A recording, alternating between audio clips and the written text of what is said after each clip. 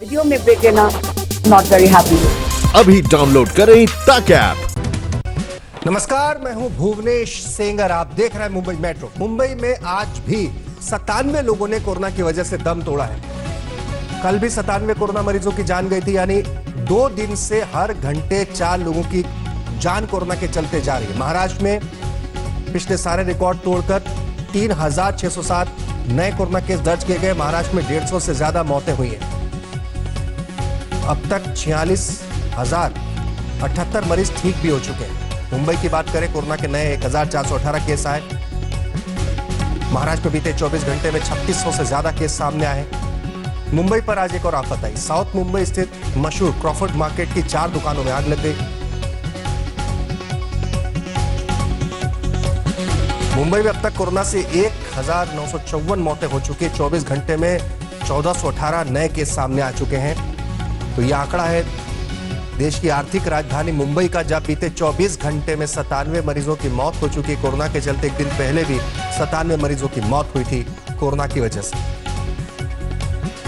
महाराष्ट्र में आने वाले दिनों में कोरोना और कोहराम मचा सकता है। कि रिपोर्ट में मुंबई को लेकर बहुत डराने वाला दावा किया गया है। वहीं बिगड़ते हालातों के बीच सियासत का दौर जारी है, जहां उद्धव सरकार और केंद्र सरकार आमने सामने है।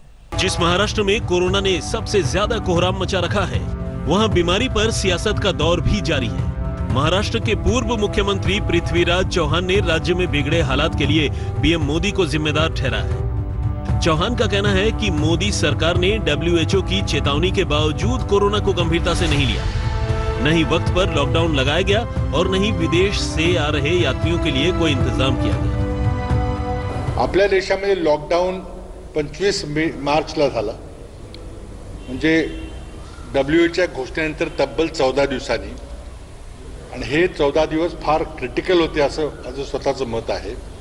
आपण मुंबई विमानतळ बंद न केल्यामुळे, आंतरराष्ट्रीय फ्लाइट्स बंद न केल्यामुळे, इससे पहले मजदूरों की वापसी को लेकर उद्धव ठाकरे और केंद्र सरकार के बीच आरोप प्रत्यारोप का सिलसिला लंबे वक्त तक चला। सियासत के बीच महाराष्ट्र में कोरोना की रफ्तार कम होने का नाम ही नहीं ले रही है। इस बीच IIT बॉम्बे के 2 प्रोफेसर ने शोध के बाद डराने वाली रिपोर्ट तैयार की है, जिसमें दावा किया गया है कि आने वाले दिनों में मुंबई में हालात और बदतर होने वाले हैं। शोध के मुताबिक ह्यूमिडिटी यानी नमी बढ़ने पर वातावरण में कोरोना वायरस अधिक समय तक जिंदा रह सकता है।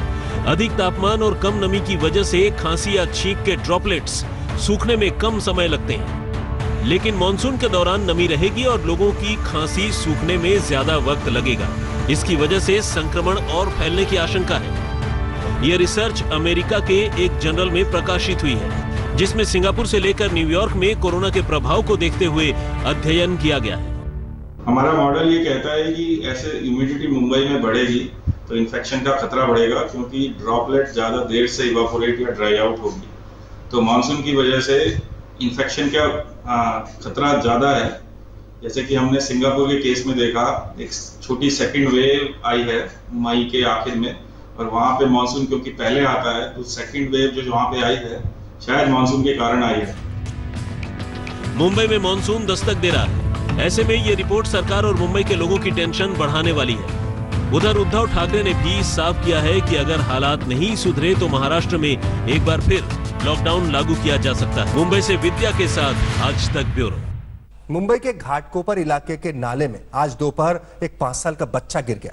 बच्चे को ढूंढने की पूरे दिन कोशिश की गई, मगर कुछ पता नहीं चल पाया। अंधेरा होने के बाद सर्च ऑपरेशन रोक दिया गया है। सुबह फिर तलाश शुरू होगी। 3 साल का हुसैन इस नाले के किनारे खेल रहा था। ये नाला घाटकोपर के सावित्रीबाई फुले नगर में है। इससे सटी झुग्गियों में लोग रहते हैं। दिन के 11 बजे के करीब हुसैन का पैर फिसला और वो नाले में गिर पड़ा। फायर ब्रिगेड के जवान कोशिश में लगे हैं, पर अब तक बच्चे का कुछ पता नहीं चला है। मेरा लड़का हुसैन खेलते खेलते छोटे भाई के साथ में घर के पीछे गया। पीछे जाने के बाद में फिर उसने उधर वो खाड़ी में गिर गया, तो छोटे वाले भाई ने आवाज दिया उसकी मम्मी को। हुसैन को बचाने के लिए उसकी मां दौड़ी, पर वो भी डूबने लगी। वहाँ खड़े बच्चों ने हल्ला मचाया तो आसपास के लोगों ने आकर हुसैन की मां को बचाया, मगर हुसैन डूब गया। नेवी और एनडीआरएफ की टीम को बुलाने के लिए डीएमसीआर के जरिए अपील की गई थी, मगर 12 घंटे बाद भी कोई नहीं पहुँचा। मुंबई से एजाज खान के साथ आज तक ब्यूरो। मुंबई से 500 किलोमीटर दूर स्थित लोनार झील अचानक गुलाबी हो गई। इस झील की खासियत यह है कि करीब 50,000 साल पहले एक उल्का पिंड के पृथ्वी से टकराने के कारण ये झील बनी थी।